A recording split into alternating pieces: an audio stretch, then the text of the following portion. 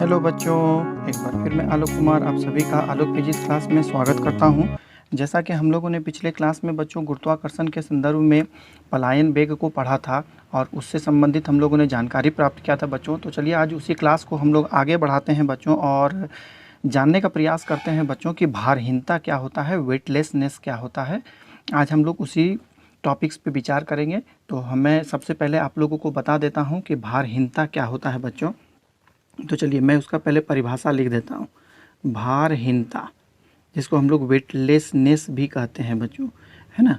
तो परिभाषा इस प्रकार होता है बच्चों कि किसी वस्तु का, है ना, ऊर्ध्वाधर गति मतलब ऊपर नीचे गति के कारण वस्तु के भार में आई आभासी कमी को हम लोग, है ना, भारहीनता कहते हैं। तो उसका परिभाषा मैं इस प्रकार लिख देता हूँ कि देखिए वस्तु की, है ना, वस्तु की ऊर्ध्वाधर गति, वस्तु की ऊर्ध्वाधर गति के कारण, वस्तु के ऊर्ध्वाधर गति के कारण वस्तु के भार में, है ना, वस्तु के भार में आई आभासी कमी या वृद्धि, वस्तु के भार में आई आभासी कमी या वृद्धि को भारहीनता कहते हैं, भारहीनता कहते हैं। तो ये इसका अनुभव आप लोगों ने अपने दैनिक जीवन में भी किया होगा बच्चों कि जब आप लोगों के एरिया में, है ना, कुछ मेले जब लगते हैं तब आप वहाँ पर एक प्रकार का घूर्णन करने वाला एक, है ना, बच्चों का मन बहलाने वाला एक प्रकार का झुलुआ आता है, जिसको हम लोग अपनी बोलचाल की भाषा में तारामाची भी कहते हैं। जब आप उसमें चढ़े होंगे बच्चों तो आपको इस प्रकार की अनुभूति होती होगी कि जब तारामाची जब घूमता है और जब वो ऊपर जाता है तो आपको अनुभव होता होगा कि आपका शरीर का भार बढ़ गया है, और जब वो नीचे की ओर आता है तो आपको लगता होगा कि मेरे शरीर का भार घट गया है। तो इस प्रकार की कमी को ही हम लोग कहते हैं बच्चों भारहीनता, है ना। तो चलिए आज हम लोग इसमें कैलकुलेशन करेंगे बच्चों और इस बात को जानने का प्रयास करेंगे। सबसे पहले आप लोग इस बात को तो अच्छी तरह से जानते हैं बच्चों कि जब कोई वस्तु, है ना, पृथ्वी की सतह पर रहता है ना, तो उसका भार जो होता है बच्चों mg, वो किधर काम करता है, नीचे की ओर काम करता है, अर्थात पृथ्वी के केंद्र की ओर काम करता है। और इस वस्तु का भार का जो प्रतिक्रिया बल होता है वो ठीक ऊपर की ओर काम करता है ना। जब वस्तु पृथ्वी की सतह पर स्थिर होता है, सबसे पहला केस में है बच्चों कि पहला नंबर में कि जब वस्तु पृथ्वी की, है ना, जब वस्तु पृथ्वी की सतह पर, जब वस्तु पृथ्वी की सतह पर स्थिर रहता है ना, जब वस्तु पृथ्वी की सतह पर स्थिर रहता है तो क्या होता है, तो वस्तु का भार, है ना, उसके प्रतिक्रिया बल से संतुलित हो जाता है। वस्तु का भार उसके प्रतिक्रिया बल से संतुलित हो जाता है, संतुलित हो जाता है ना। उसका भार प्रतिक्रिया बल से संतुलित हो जाता है, जिससे वस्तु,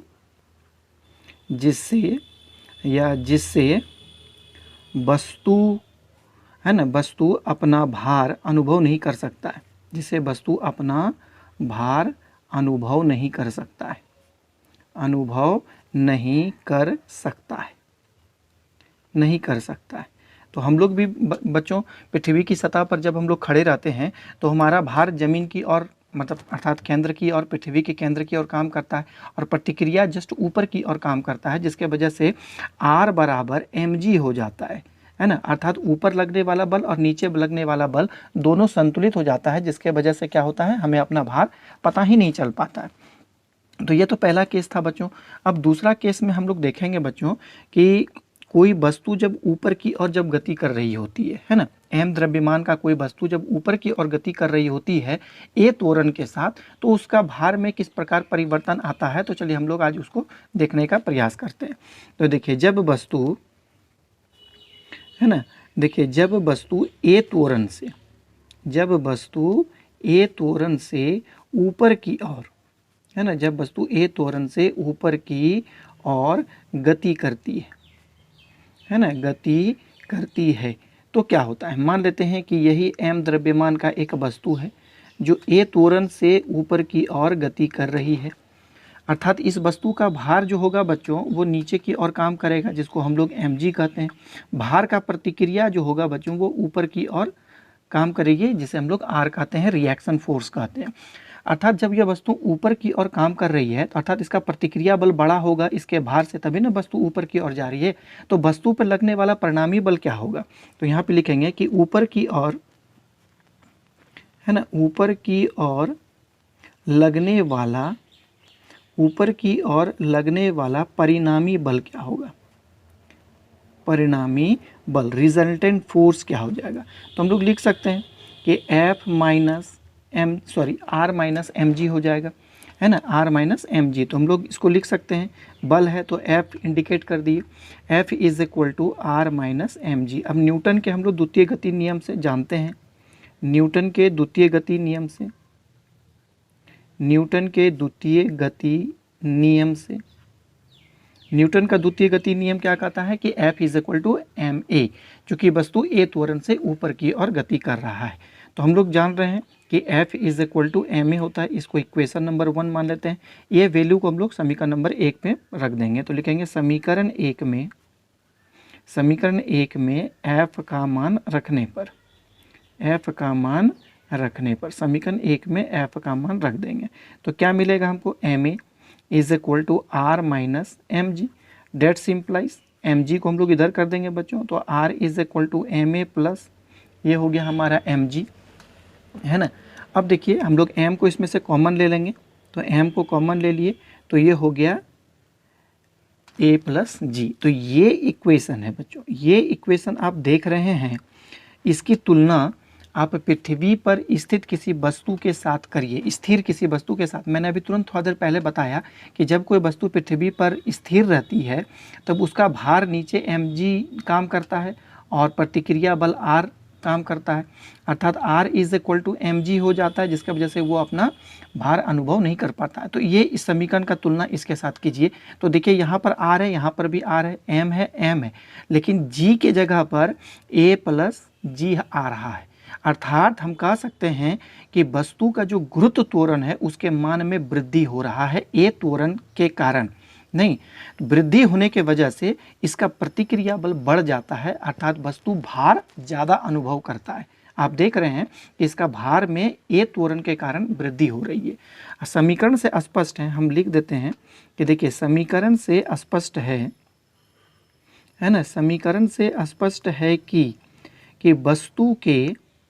वस्तु के भार में ए त्वरण के कारण, है ना, ए त्वरण के कारण वृद्धि हो रही है ना, ए त्वरण के कारण वृद्धि हो रही है, अतः वस्तु अपना भार ज़्यादा अनुभव करेगा, अतः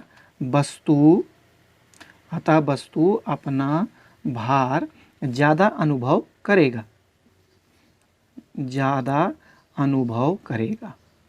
तो ये बात तो समझ गए कि जब वस्तु ऊपर की ओर जाता है बच्चों तो वो अपना भार ज़्यादा अनुभव करता होगा। आप लोग मेला में इस प्रकार का इवेंट को देखे होंगे। तो चलिए हम लोग अब नया टॉपिक्स पर विचार करते हैं कि जब वो वस्तु नीचे की ओर ए त्वरण के साथ गति करता है तो क्या होता है। तो देखिए जब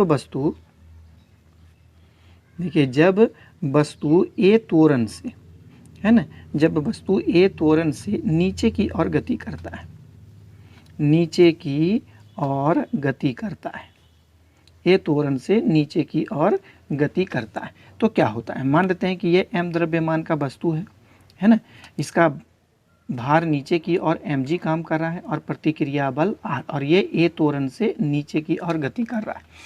तो इसमें आप जान सकते होंगे कि ये नीचे की ओर गति क्यों कर रहा है, क्योंकि इसका भार अधिक होगा, तभी नहीं ये ए त्वरण से नीचे की ओर गति कर रहा है, प्रतिक्रिया बल कम होगा बच्चों।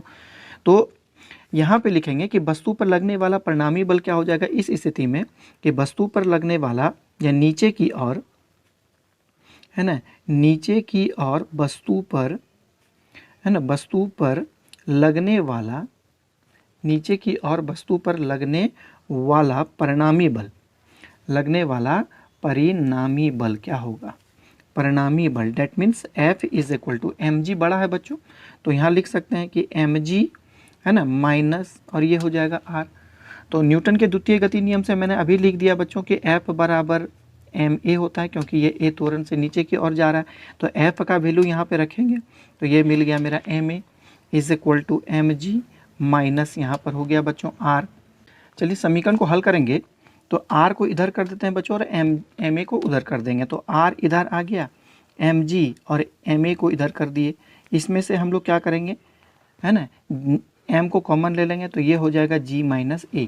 तो आप अब समीकरण को देख करके स्वतः अनुमान लगा सकते हैं कि यहाँ पर वस्तु का गुरुत्व त्वरण के मान में कमी a त्वरण के कारण आ रहा है, क्योंकि यहाँ पर g माइनस a है, अतः वस्तु अपना भार कम अनुभव करेगा। तो यहाँ पर मैं ये बात को लिख देता हूँ कि देखिए समीकरण से स्पष्ट है, देखिए समीकरण से स्पष्ट है कि, है ना, समीकरण से स्पष्ट है कि वस्तु, है ना, वस्तु का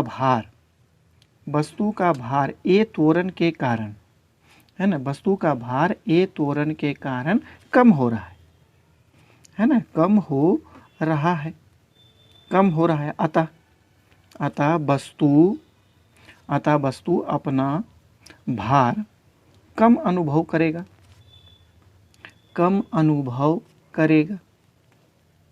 बात समझ में आ गया बच्चों? तो अब हम एक नया टॉपिक्स आप लोग को देखेंगे, इसी में देखेंगे, है ना, कि जब वस्तु स्वतंत्र रूप से ज़मीन पर गिर रहा होता है, किसी त्वरण के साथ नहीं, किसी स्वतंत्र मतलब गुरुत्व त्वरण के साथ, मतलब स्वतंत्र रूप से फ्री फॉल जिसको हम लोग कहते हैं, वो गिर रहा है ना। आप इस प्रकार अनुमान लगा सकते हैं कि आप लिफ्ट में गति कर रहे हैं नीचे की ओर, लिफ्ट से नीचे की ओर जा रहे हैं और अचानक लिफ्ट को थामने वाला जो रस्सी है वो टूट जाए तो लिफ्ट नीचे की ओर गिरना शुरू करेगा। तो गिरने के क्रम में उस लिफ्ट का त्वरण जो होगा गुरुत्व त्वरण के g के बराबर हो जाएगा। तो चलिए हम लोग उस पर विचार करते हैं। देखिए चौथा नंबर का टॉपिक है कि जब वस्तु, है ना, जब वस्तु मुक्त रूप से गिर रही होती है ना, जब वस्तु मुक्त रूप से गिर रही होती है तो इस स्थिति में वस्तु का भार क्या होगा, है ना, इस स्थिति में वस्तु का भार क्या होगा। तो आप जानते हैं बच्चों, मान लेते हैं कि एक वस्तु है, यही m द्रव्यमान का एक वस्तु है, इसका भार mg नीचे की ओर काम कर रहा है और प्रतिक्रिया बल r ऊपर की ओर काम कर रहा है। और ये जब वस्तु मुक्त रूप से गिर रही होती है, स्वतंत्र रूप से गिर रही होती है, तो इस वस्तु का जो त्वरण मैंने a लिखा था, अब ये त्वरण बदल करके g हो जाता है, क्योंकि ये गुरुत्वाकर्षण बल के अधीन गिर रही होती है।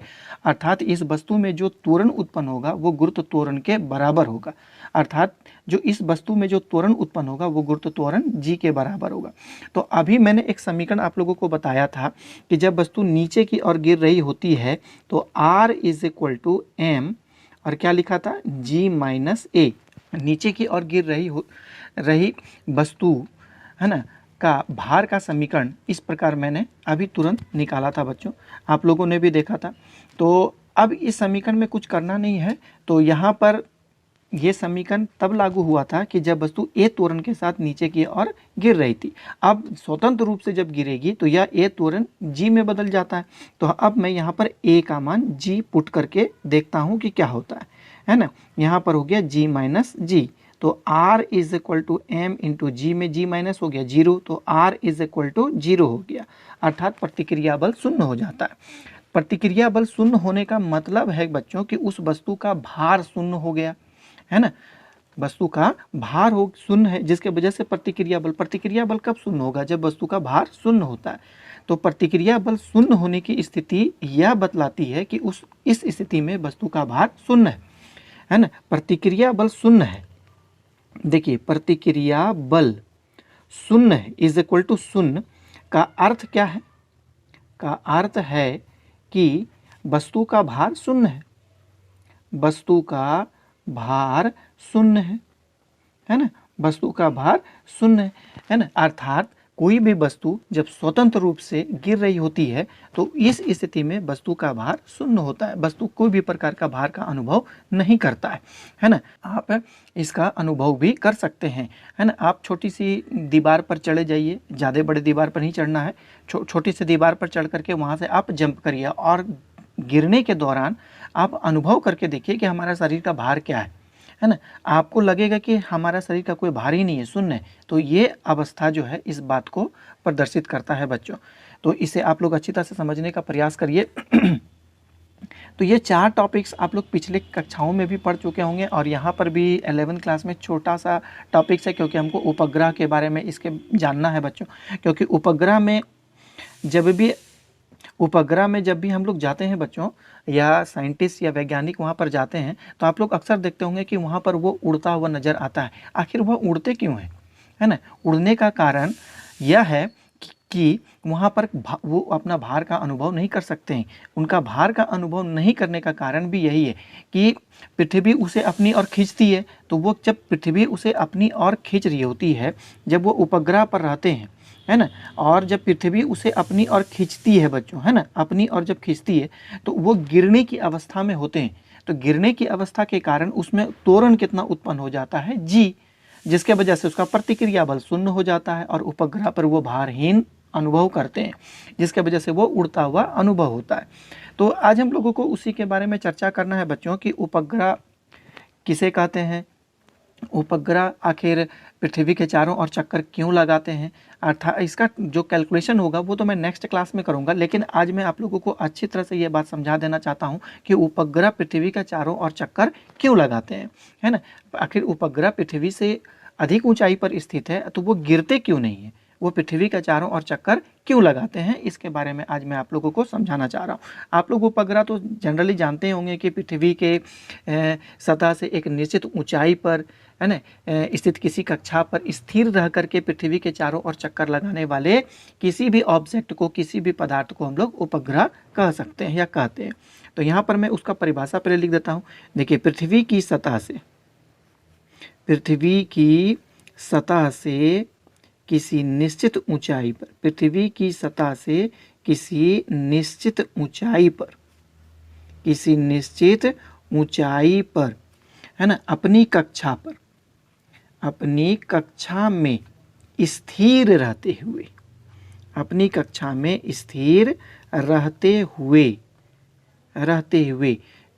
पृथ्वी का चक्कर लगाने वाले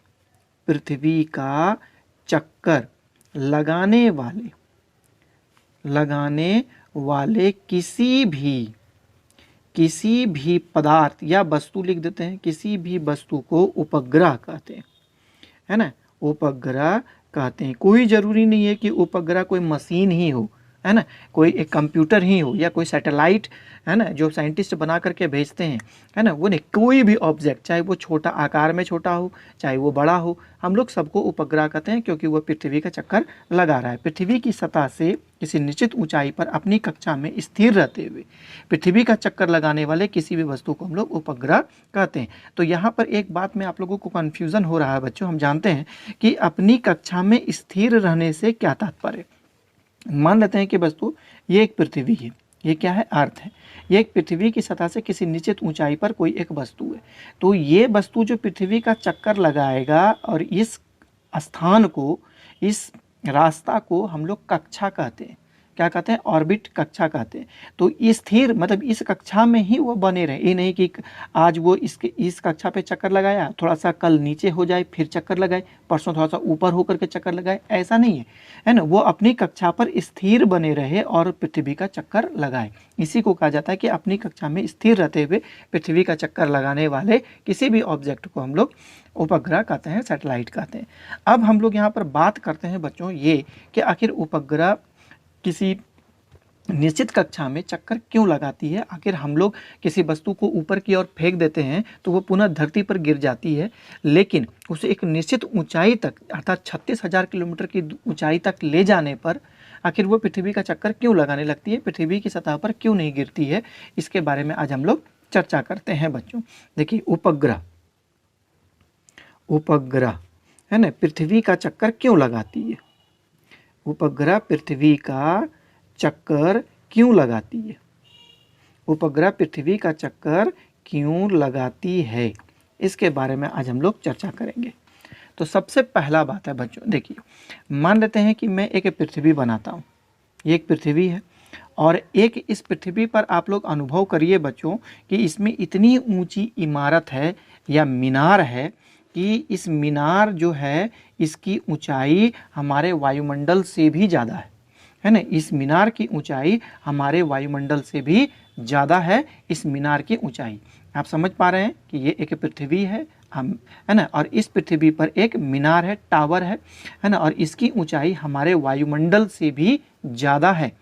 अब आप क्या करेंगे, मान लेते हैं कि आप यहाँ पर बैठे हुए हैं, इसके छत पर, मीनार के चोटी पर आप बैठे हैं बच्चों, और क्या करें कि यहाँ से एक बॉल को आप प्रोजेक्ट करें इन हॉरिजेंटल डायरेक्शन, है ना। इसका मतलब है इन क्षैतिज दिशा में एक बॉल को प्रोजेक्ट करते हैं, फेंकते हैं।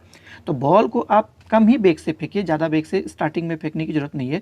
तो आप जब इसको फेंकते हैं बच्चों, तो ये क्या करता है कि कुछ दूरी तक तय करता है और धीरे धीरे धीरे धीरे धीरे धीरे पुनः पृथ्वी पर आकर के गिर जाता है। अब आप क्या करें कि इसका वेग को थोड़ा ज़्यादा बढ़ा दीजिए, फेंकने के वेग को आप ज़्यादा बढ़ा दीजिए। तो फेंकने के वेग को ज़्यादा बढ़ाएंगे तो वो कुछ ज़्यादा दूरी तय करेगा, तो जिसके वजह से वो पुनः गिरेगा। वो जब गिरता है तो कुछ दूरी पर जाकर के वो पुनः पृथ्वी की सतह पर गिर जाता है। अब अपना वेग को आप और ज़्यादा बढ़ा दीजिए। जब और वेग को बढ़ा दीजिएगा, फेंकेंगे वस्तु को ज़्यादा वेग से, तो वो क्या करेगा, पृथ्वी की सतह पर गिरेगा, है ना, प्रत्येक क्षण गिरेगा, लेकिन पृथ्वी की सतह तक आ नहीं पाएगा, है ना। यहाँ पर देखिए आप, वो धीरे धीरे धीरे धीरे इस पृथ्वी का चक्कर लगाना शुरू कर देता है इस प्रकार। तो यही बन जाता है बच्चों उपग्रह।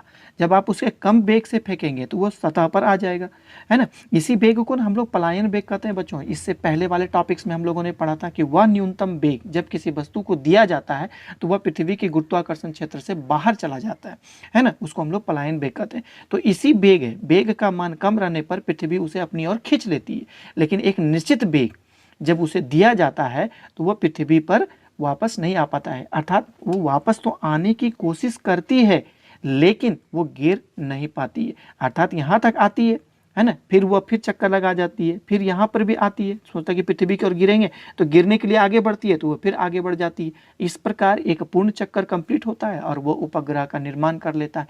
तो ये बातें आप लोगों को अच्छी तरह से समझ में आ गया होगा बच्चों कि ये उपग्रह पृथ्वी का चक्कर क्यों लगाती है, क्योंकि उसे एक निश्चित वेग से एक निश्चित दूरी तक फेंक दिया गया है और प्रत्येक क्षण वह पृथ्वी पर गिरने की कोशिश करती है लेकिन सतह तक पहुंच नहीं पाती है। समझ में आ गया बच्चों। तो इस आज इतना ही समझने का प्रयास करें कि उपग्रह, है ना, किसे कहते हैं, उपग्रह पृथ्वी का चक्कर क्यों लगाती है ना। उसके बाद नेक्स्ट डे बच्चों अर्थात कल के कक्षाओं में हम लोग आज देखेंगे कि उपग्रह जो होती है उसका वेग, जो ये पृथ्वी जो इसको क्या कहा जाता है, कक्षा कहा जाता है ना, ऑर्बिट इसको कहा जाता है ना। तो इस ऑर्बिट में रहते हुए जो कोई भी वस्तु जब चक्कर लगाती है तो उसका एक वेग होता है। इस वेग को हम लोग क्या कहते हैं मालूम है, इस वेग को हम लोग कक्षीय वेग कहा जाता है ना, और है ना, ऑर्बिटल वेलोसिटी इसको हम लोग कहते हैं, कक्षीय वेग कहते हैं। तो अब इसका भी हम लोग व्यंजक निकालेंगे। सबसे पहले हम लोग किसका व्यंजक निकालेंगे, कक्षीय वेग का व्यंजक हम लोग नेक्स्ट क्लास में हम लोग ज्ञात करेंगे। उसके बाद इस कक्षा के चारों ओर चक्कर लगाने में उसे कितना समय लगता है, अर्थात इसका आवर्त काल क्या होगा, है ना, इसका टाइम पीरियड क्या होगा, इस चीज़ का हम लोग बात करेंगे बच्चों। आवर्त काल क्या होता है, दूसरा टॉपिक्स। तीसरा टॉपिक्स में हम लोग विचार करेंगे बच्चों कि इस जो कक्षा है इसकी पृथ्वी की सतह से इसकी ऊंचाई कितनी होती है, अर्थात कक्षा की ऊंचाई, कक्षा की ऊंचाई। आप ये भी कह सकते हैं कि उपग्रह की ऊंचाई पर विचार करेंगे। चौथा बात कि जब कक्षा में जब उपग्रह चक्कर लगा रहा होता है तो इसकी ऊर्जा कितनी होती है, इसकी एनर्जी क्या होती है ना, टोटल एनर्जी, अर्थात इसकी ऊर्जा पर हम लोग विचार करेंगे। तो 4 टॉपिक्स पे विचार करना है बच्चों, एक कक्षीय वेग, आवर्तकाल, कक्षा की ऊंचाई और ऊर्जा पर, है ना। वीडियो काफ़ी ज़्यादा लंबा हो जाता है बच्चों, इसीलिए मुझे छोटा छोटा टॉपिक्स बनाना पड़ता है। तो आप लोग आज भारहीनता को अच्छी तरह से समझें, इसे अनुभव करें, है ना। उसके बाद उपग्रह के बारे में जो मैंने अभी तक बातें बताई है, इसे सुनने के बाद आप लोग थोड़ा सा इमेजिनेशन पावर से उसे अपने दिमाग में स्टेबल करने का प्रयास करें बच्चों। तो ठीक है बच्चों, मैं आप लोगों को नेक्स्ट वीडियो में इन सभी टॉपिक्स पर क्लियरली चर्चा करूँगा। तब तक आप लोग बच्चों अच्छे से खेलते रहिए, मुस्कुराते रहिए और हमारे वीडियो को प्यार देते रहिए बच्चों। इसी प्रकार मैं आप लोगों के साथ एक नए टॉपिक्स के साथ अगले कक्षा में उपस्थित रहूँगा। तब तक के लिए मुझे विदा दें। धन्यवाद बच्चों। जय हिंद।